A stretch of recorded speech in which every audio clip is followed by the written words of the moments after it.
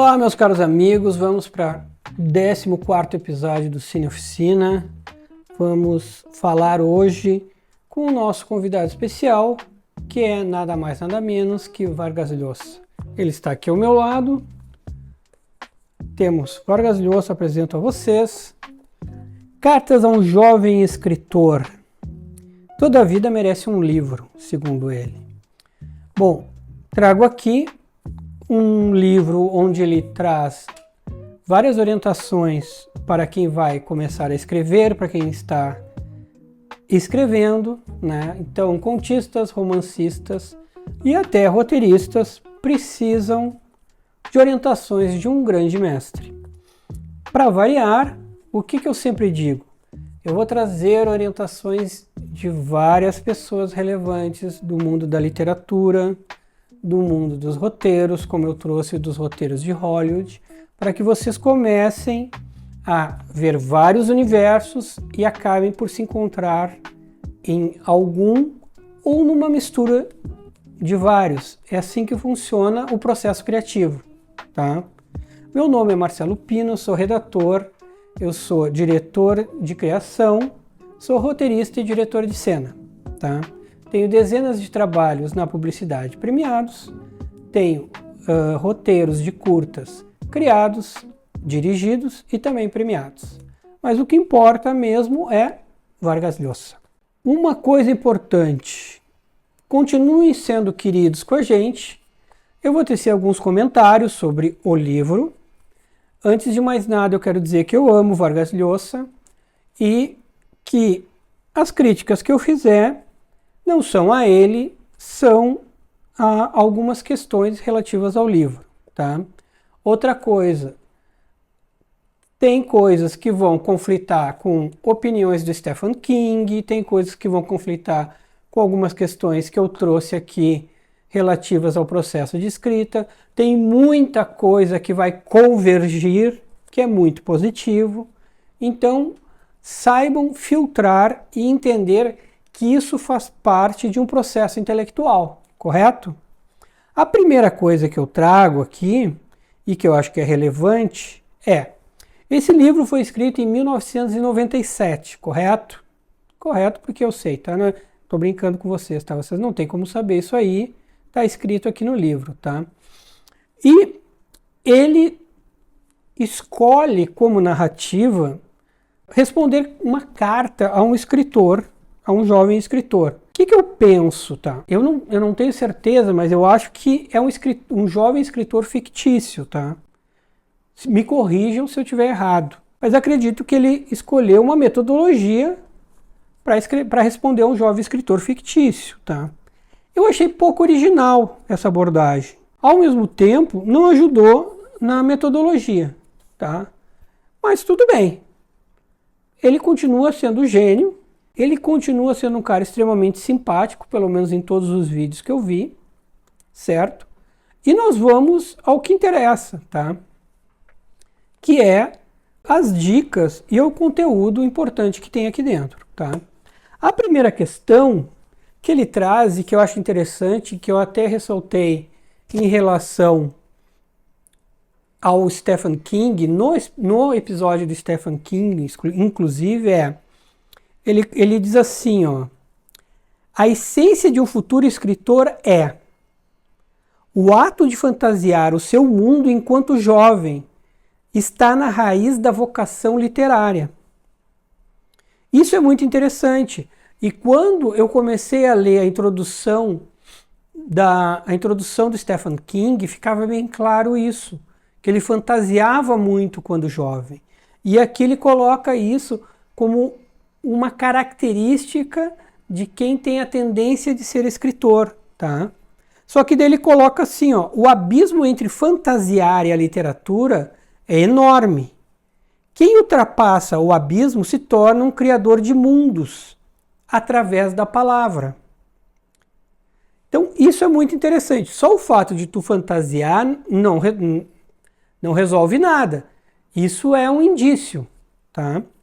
E realmente, eu fantasiava direto. Eu vivia no mundo da fantasia mesmo quando jovem. E ele continua aqui, ó: O ponto de partida em fantasiar desde cedo, por sua vez, tem origem na rebeldia.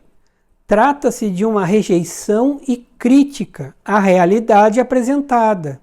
E assim, o indivíduo passa a fantasiar e criar. É muito importante entender que quando ele fala de rebeldia, de rejeição, ele não fala de forma negativa, correto? Tá? É importante dizer isso. Ele fala só de uma maneira de interagir com algo e agir diferente, tá? Porque depois ele até fala de uma rebeldia pacífica, importante isso. E daí, mesmo não sendo negativo, ele coloca assim, ó, a rejeição precisa ser radical para gerar ações e produção de qualidade. Então, tu não pode ser morno na tua rebeldia. Tu não pode ser meio rebelde. Tu tem que ser radical, tá? O radicalismo aqui não significa nada negativo. Importante isso, tá? E aí ele diz assim, ó, aqui que ele traz, ó, aqui, olha que importante. Trata-se de uma rebeldia pacífica, sempre que não se mistura com a realidade. Então, quando tu tem essa rebeldia e esse ato de fantasiar e ele não se mistura com a realidade, ela é pacífica, ela é positiva, ela é legal. Porém, ele traz aqui, ó, como um Dom Quixote, por exemplo, pois quando acontece isso, aí é dramático. Então, quando começa a fantasiar e tu começa a misturar com a realidade, aí dá ruim. Então, tu tem que ficar esperto nisso, tá? Os escritores são seres de sensibilidade aguçada, com certeza. Os escritores têm que ter muita sensibilidade, até mesmo para saber ler aquilo que observam. Aí ele continua, tal rebeldia também se dá porque o mundo real, em comparação aos mundos criados na ficção, é extremamente medíocre. Sendo assim, o escritor, ao regressar à realidade, não se contenta com a realidade. Então vejam só, o futuro escritor, o jovem, o escritor, ele cria mundos ficcionais, fantasiosos. E por que o criativo é um eterno insatisfeito? Tem essa questão da insatisfação, que eu vejo como uma insatisfação positiva quando ela é bem canalizada, tá? Por isso vocês devem trabalhar, quando vocês têm essa insatisfação, vocês devem criar, porque daí vocês vão ser felizes, tá? Vocês devem produzir.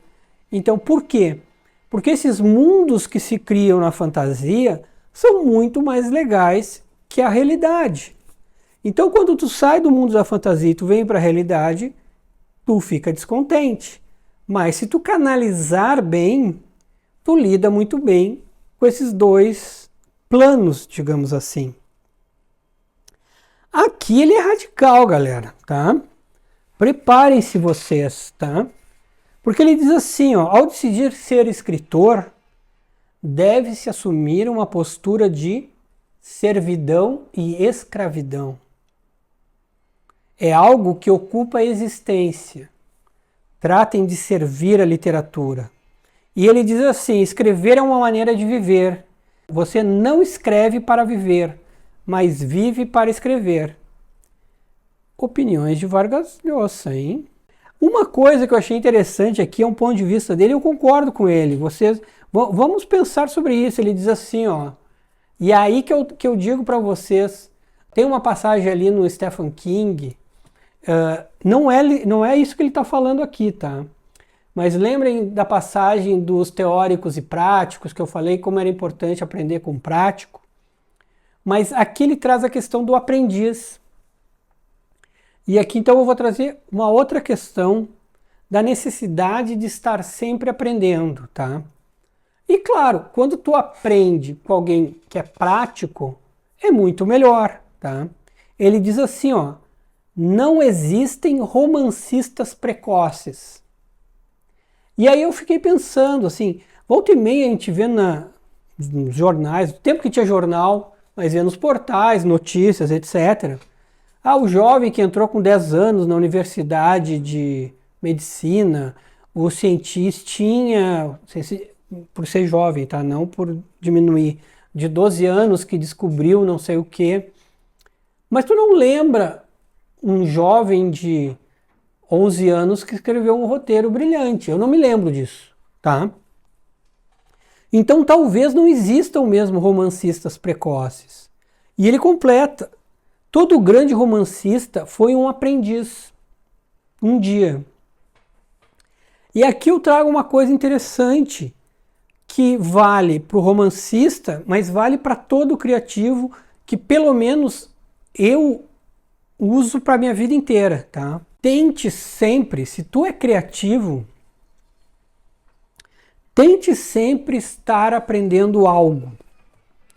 Então, assim, há 3 anos atrás, eu acho, 2, eu comecei a fazer equitação para estar aprendendo algo.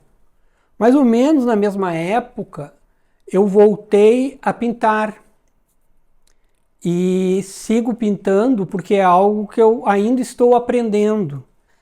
Se tu sempre começar a fazer algo que não domina, isso é muito importante para um criativo.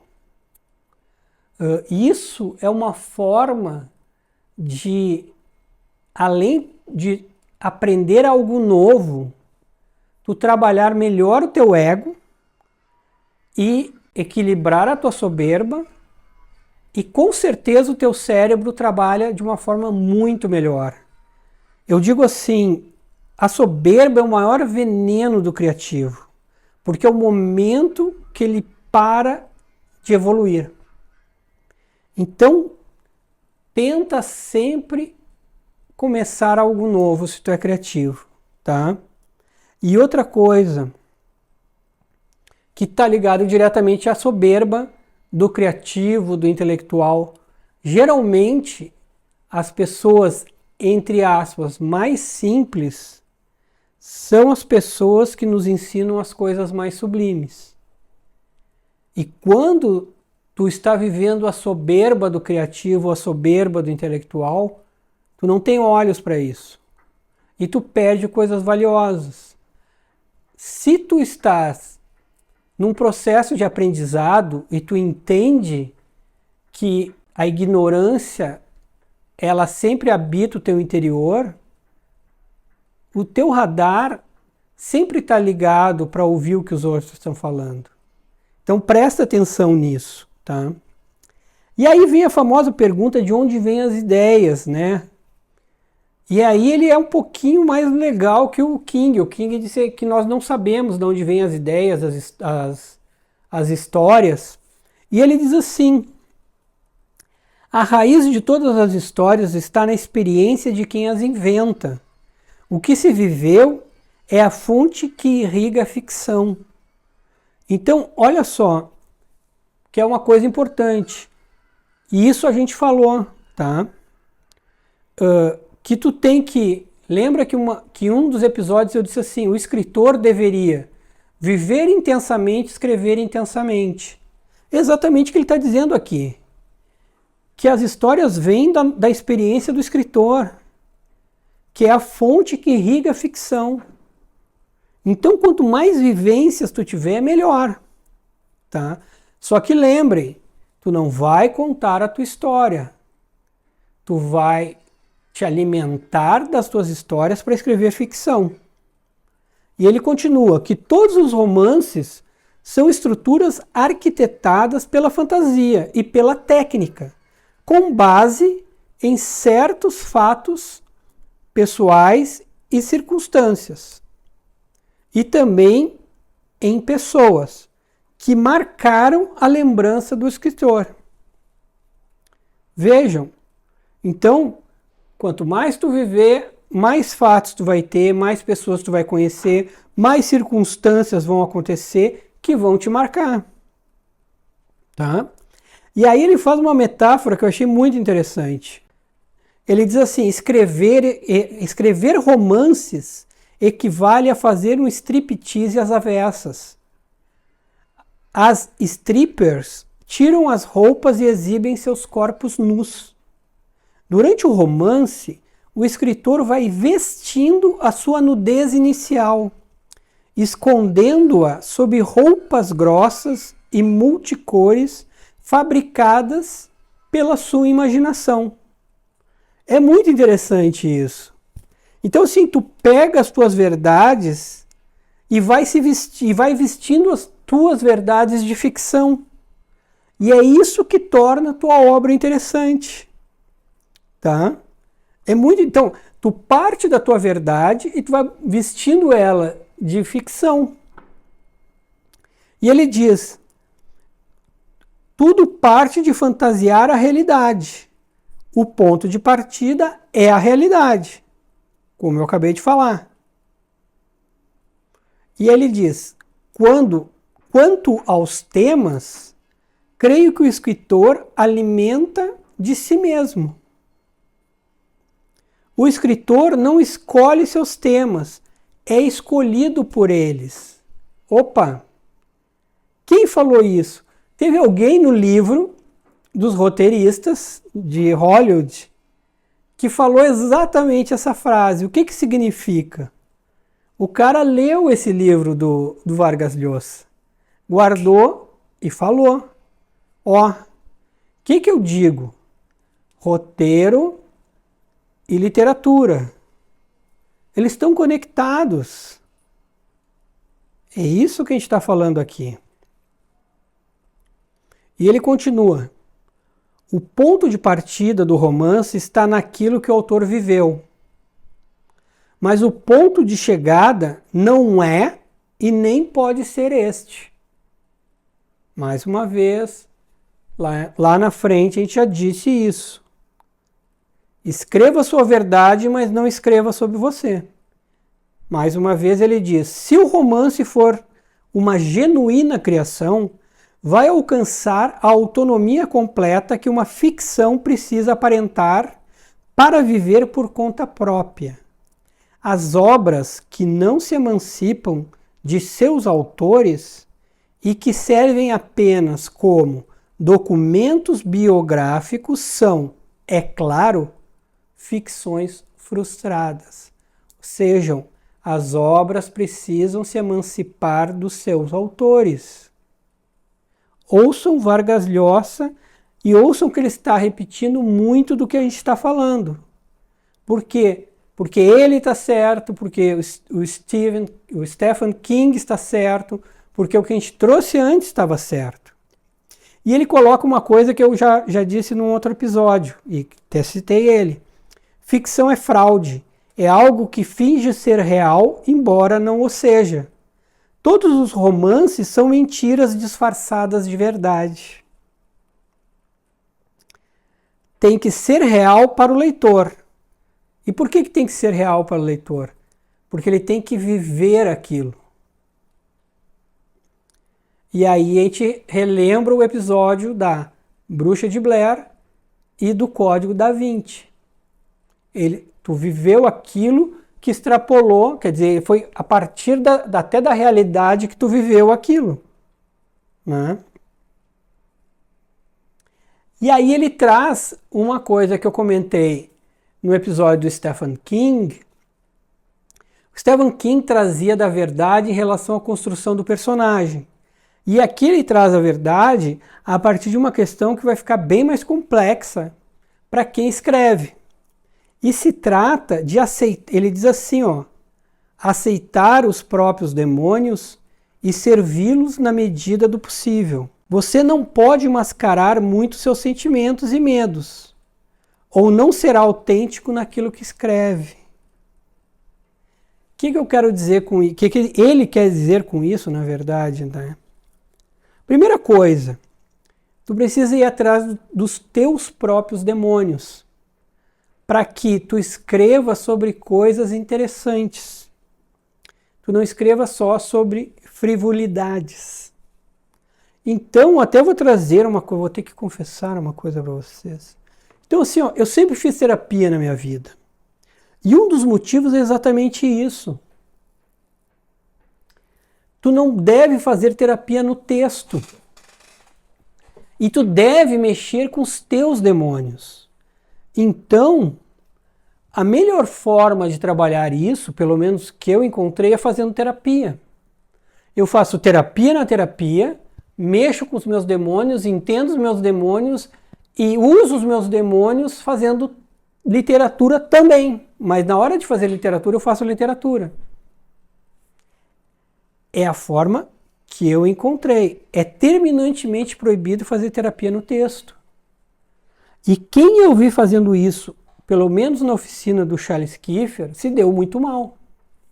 Mas é extremamente importante mexer com os próprios demônios, porque é ali que está a essência da tua boa literatura.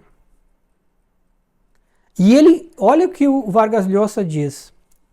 Os escritores que espantam seus próprios demônios e se impõem certos temas por acreditar que aqueles não são suficientemente originais ou atraentes, cometem um erro monumental.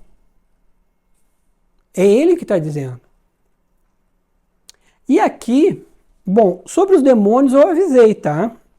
E o Vargas Llosa avisou muito mais. Aí ele traz uma coisa que converge com Stephen King. A linguagem não pode ser dissociada do tema no romance. Então a linguagem não pode ser dissociada do tema no romance. E aí eu comecei a me questionar, e eu concordo com ele nesse sentido. E eu não tenho uma resposta, talvez os grandes professores de literatura tenham essa resposta. Eu acho que pelo tamanho do romance, né? O que eu quero dizer com isso? Imagina tu pega uma linguagem da nobreza do século XVIII. Não, tu pega um cenário do século XVIII, Luís XV, lá, a realeza, e tu põe a linguagem dos rappers atual. Eu acho que tu não conseguiria ler o romance inteiro com essa pegada, tá? Mas aqui vai uma questão interessante. Isso é um ponto para o romance. Quando a gente vai para roteiro e TV, ou roteiro e cinema, ou esquete, pelo menos na esquete funciona. Tu já deve ter visto muita esquete que tu tem uma ambientação e uma linguagem completamente dissociada. Isso é usado muito no humor e funciona. Fica engraçado, mas no romance não. Eu acredito que não, nunca vi alguém fazer isso e funcionar. Mas pelo menos na esquete funciona. Não sei se funcionaria num longa-metragem. Também não vi. Não me lembro de ter visto um filme inteiro com essa dissociação, tá? Em sketch funciona. Isso é importante a gente se dar conta. Em alguns momentos, o que funciona para um não funciona para outro. Vargas Llosa continua. O bom escritor precisa fazer a sua ficção se emancipar do seu criador e de sua realidade, e se impor ao leitor como uma realidade soberana. Uma realidade existente por si só. Ele está na mesma batida, que é parte da tua verdade, e daí se liberta do autor. E, mais uma vez, ele reforça um ponto do Stephen King, que é: estilo não é correção, é ter coerência com a proposta. Então, teu estilo vai ter coerência com a proposta que tu criar. A eficácia do estilo depende de dois fatores: coerência interna e caráter de necessidade. Tá? Então, a partir da tua proposta, o teu estilo tem que ter coerência interna, tá? E vai atender a uma necessidade que a tua proposta vai definir. E olha que interessante, que a gente falava lá, o Stephen King falou que tu não pode querer ser escritor se tu não for sincero. E o que ele diz aqui? A sinceridade na literatura não é uma questão de ética, mas de estética. Então, assim, é quase que uma obrigação de ser sincero, tal qual disse Stephen King. Ele também fala na questão de ler com quantidade e diversidade. E ele também fala dos benefícios, que ele diz: vai gerar o seu estilo a partir da mistura de estilos que você admira e copia. Não significa imitar e fazer uma reprodução mecânica. Ele traz aqui, que é uma coisa nova, tá? Que a gente não viu ainda, tá? Que é os estilos de narrador, tá?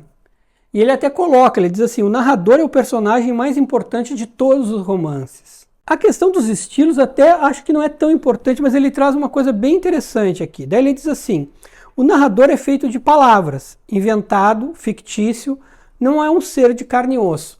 Então é importante entender que depois a gente vai ver qual é o estilo desse narrador, mas quando o narrador é o próprio autor que está narrando, né, que tem um nome, que é o narrador onisciente, não interessa quem tu és como pessoa. Por isso que ele diz assim, é um inventado, fictício, não é de carne e osso. O narrador, ele tem que se adequar à obra. Então, se a obra é jocosa, ela é satírica, debochada, não interessa se tu é um homem sisudo. Tu tem que escrever ao estilo da obra. Se a obra é sisuda e tu é um cara debochado, tu vai virar um cara sisudo. Ou seja, o narrador se adequa à obra, porque tu como pessoa não interessa. Interessa a obra. Então ele diz assim, o comportamento do narrador é fundamental para a coerência interna de uma história, o que é essencial para a existência do seu poder de persuasão. Sim, se tu não te adequar à obra, tu não vai persuadir e convencer o teu leitor, tá? E aí ele diz, tu tem que decidir quem vai contar a tua história. E aí existe o narrador personagem, o narrador onisciente, que é esse que eu comentei, e o narrador ambíguo. Quem são eles? O personagem é aquele em primeira pessoa, tá? E que está dentro da obra, dentro do espaço da obra, interagindo com os personagens. O narrador onisciente, ele é a terceira pessoa do singular e que está fora do espaço narrado. Ou seja, ele tem uma questão meio de Deus Todo-Poderoso, que é o autor em persona de narrador. O ambíguo, ele é em segunda pessoa e a gente não tem muito bem como saber por onde anda esse cara, tá? E é bem raro. Aí ele dá um exemplo interessante, ele diz assim, no Don Quixote, né? O início dele é assim, ó, num lugar de Mancha, cujo nome não quero lembrar-me. Ele diz, no entanto, logo descobrimos que, apesar desse narrador em primeira pessoa se intrometer de vez em quando, se trata de um típico narrador onisciente. Esse movimento de tu ter, em alguns momentos, um narrador personagem, um narrador onisciente, se chama mudanças de perspectiva, tá? E depois, aqui ele fala que isso acontece com frequência. Raramente tu vai ter um narrador. É normal tu ter vários narradores no teu romance. E é muito importante ou é muito interessante tu ter essas mudanças de perspectiva. Por quê? Ele diz, mudanças de perspectiva, quando bem usadas, emprestam mais densidade e riqueza anímica, mais vida ao teu romance. Então, tu tem que saber quando usar, mas tu vais usar com alguma frequência. Tá? Depois ele traz algo interessante, que é a questão do tempo cronológico e o tempo psicológico. E aí, claramente, nós escritores, tá, trabalhamos com o tempo psicológico. E a gente vai trabalhar com esse tempo da forma que a gente bem entender e como a gente quiser. Ele traz aqui um exemplo de um livro, tá, que é bem interessante, mas eu vou resumir para vocês. Vai acontecer um enforcamento, tá? O cara ali tá bonitinho, tá com a corda no pescoço, tudo lindo. Aí, quando vai acontecer o enforcamento, a corda se rompe, ele foge, pula no rio, corre, faz não sei o que, chega lá na namorada dele, beija a namorada, nanana. Só que de repente houve um estalo e ele morre enforcado. Ou seja, todo aquele devaneio do cara durou 1 milésimo de segundo, que é o momento do enforcamento dele. Mas tempo psicológico, né? Tu não tem um limitante aqui. Ele usou o tempo que ele queria, depois voltou lá. Ah, demorou um segundo, tudo bem. Mas o cara pensou tudo aquilo naquele segundo. Ponto. Outra coisa importante que a gente volta e meia comenta, que o cara tem que viver o teu texto. Então ele fala que tu tem que trabalhar o narrador como um ser invisível, tá? Tu não pode, o leitor não pode se sentir lendo, mas tem que viver a história, certo? O que é interessante quando eu trago esses livros, tá? Tu é obrigado a ler? Não, tu não é obrigado a ler. Inclusive, é importante tu saber que nas oficinas, normalmente, não se trabalha esses livros. Tu trabalha, sim, a poética de Aristóteles, tu trabalha alguns textos. Nas oficinas, eles não trabalham com texto curto, como eu trabalho, não trabalham com os vídeos, como eu trabalho, tá? Aqui, os conteúdos são bem mais amplos, eu diria até mais rico, tá? Mas é uma liberdade que eu tenho. Mas, e eu resolvi, e acho importante, trazer esses livros também, tá? Então, necessariamente, tu não precisa e tu não é obrigado a ler esses livros. Eu acho, e eu sempre digo, que é interessante, tá? Principalmente se tu ainda está em busca do teu processo criativo, tá? Por que eu estou dizendo isso? Esse livro, ele é, como ele mesmo diz, voltado pro romance, tá? Ah, mas eu quero fazer roteiro. Ah, mas eu quero fazer conteúdo para web. Olha, ter muito conhecimento nunca fez mal a ninguém, tá? E tem muita dica aqui que vai te ajudar, não importa se tu vai fazer roteiro, conteúdo, conto, não interessa. Então, se tu quer ler o Stephen King, se tu quer ler esse livro, acho que vale. Ele é um livro pequeno, tá? Ninguém morre aqui, ó. Por que eu quero dizer isso? Por exemplo, aqui ele traz um conceito do dado escondido. Eu não vou me aprofundar no que significa o dado escondido. Ele até diz, por exemplo, é um artifício muito utilizado pelo Hemingway. E diz assim, ficou até bonito, ele diz que o Hemingway narra calando por meio de alusões. Achei bonito isso. Mas por que eu não vou me aprofundar, por exemplo, no dado escondido? Outra hora ele traz uma alusão a outra. Porque são coisas muito específicas, tá? E aí, são questões para quem quer muito mais, talvez até ensinar a questão do romance tecnicamente, porque são coisas que tu já faz intuitivamente, tá? Então, assim, é aquilo assim, tu está escrevendo, aqui estou botando um dado escondido, aqui estou... Não precisa, entendeu? Já põe isso, já faz isso, tá? Então, é quase para quem quer ser professor e corrigir prova, tá? Tu não quer isso, tu quer escrever. E tu quer escrever com qualidade. Então, não precisa saber que tu tá ali colocando um dado escondido. Mas, aqui tem até coisas bem detalhadas, é isso que eu quero dizer. E aí, nós já estamos chegando já mais para o final, meu diretor fica bravo comigo, ele diz que eu falo muito, tá, gente? Então, aqui ele já também começa a entrar num campo que é mais a minha praia, tá?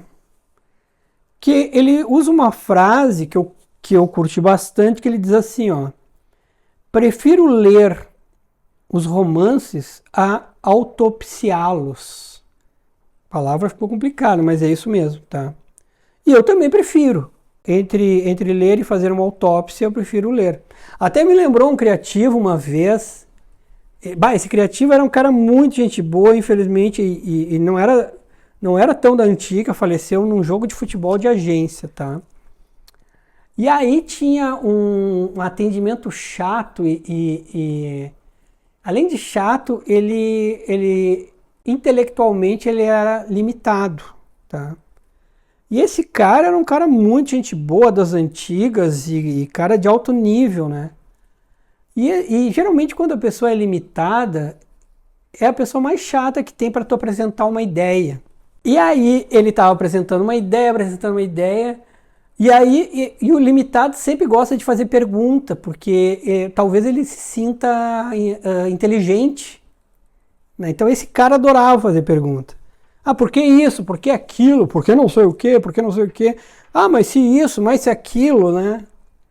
E aí esse cara, que era um cara muito gente boa, olhou pro fulano e disse: fulano, nenhuma ideia sobrevive a uma autópsia. Foi muito bom. Eu não sei até se aquele diretor sabia o que era autópsia, tá? Mas a frase é muito boa. Realmente, nenhuma ideia sobrevive a uma autópsia. Continuando com o Vargas Llosa, ele aqui diz uma frase que eu concordo muito em parte. Ele diz assim: ninguém pode ensinar ninguém a criar. Na melhor das hipóteses, podemos ensinar a ler e escrever. Bom, a gente já disse que não se ensina a criar, né? Já lá no início, e aí a gente trouxe processos criativos, a gente continua trazendo processos criativos, a gente fala de gatilhos, a gente fala de uma série de coisas que é o quê? Nós vamos alimentar a psique e a partir disso as ideias vão acontecendo. Então não é ensinar a criar, é ensinar processos que vão fazer com que fique muito mais fácil com que tu produza as ideias, tá? E aí, então, eu só não concordo que tu ensine só a ler e escrever. Eu acho que tu pode ir além disso, tá? Tanto que a gente faz este além exatamente aqui. Então, quanto mais referência, quanto mais tipos de processo criativo, etc., formas de gatilho, mais fácil tu vai conseguir encontrar o teu modo de criar. E aí ele diz assim, uma coisa que eu concordo, eu concordo até porque foi uma lição que eu tive, tá? De um mestre meu, e aí eu conto para vocês. Ele diz assim: você deve esquecer tudo que leu em minhas cartas a respeito da estrutura dos romances e simplesmente partir de uma vez para escrevê-los. Então ele vai finalizando, ele finaliza o livro com essa orientação. E aí eu trago aqui uma orientação que eu tive, até de um mestre que eu já falei, que é o Daniel Lima, que era meu professor de bateria, percussionista da Orquestra Sinfônica de Porto Alegre, e que ele dizia assim: estuda muita técnica, faz muita prática, treina muito, mas quando for tocar, esquece tudo e te diverte. Que é exatamente isso. E eu fazia exatamente isso e esse é o caminho. E eu acho que é isso que vocês têm que fazer. Eu acho que tem que exercitar o texto, tem que entender tudo que a gente fala aqui de narrativa, de intenção, de verossimilhança, etc. Mas, na hora de escrever, se solta. Curte o texto. Vive o texto. Lembra que o Stephen King disse que o escritor é o primeiro leitor. Então, faz isso. E como a gente falou aqui da carta pro jovem escritor, eu quero trazer uma referência que eu acho que é um livro sensacional. Tem aquelas casas, né? Eu tenho muito livro aqui em casa, e tem aquelas casas chiques que gostam de deixar na mesa de centro, etc., livros com fotografias maravilhosas. Eu tenho uma indicação, então, que é um livro que, mais do que fotografias maravilhosas, tem um conteúdo maravilhoso, tá? Que é esse aqui. Então, já que a gente está falando de cartas, é esse aqui, ó. Certo? Se chama Cartas Extraordinárias, tá? Que é uma compilação de cartas feitas pelo Sean Usher.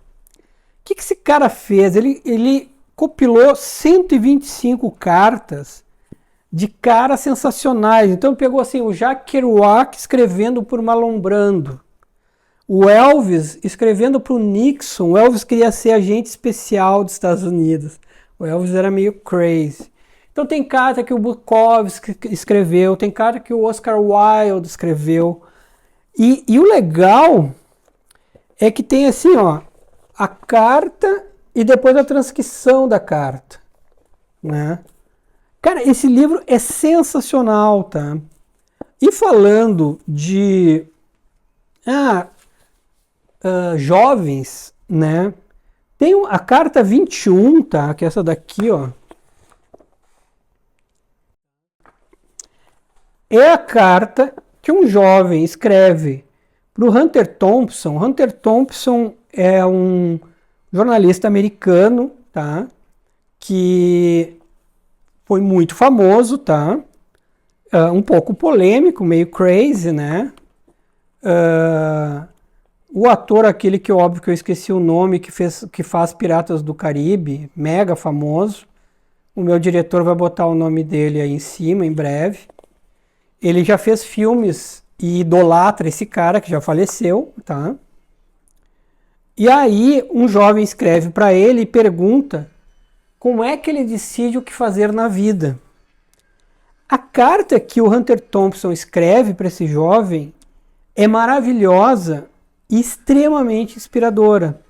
Então, quando tu tiver que explicar para um jovem como ele escolheu o que fazer na vida, seja o teu filho, seja o teu afilhado, algum conhecido, aqui está uma ótima referência, tá? Apesar do histórico polêmico do Hunter Thompson, o que ele diz aqui é maravilhoso.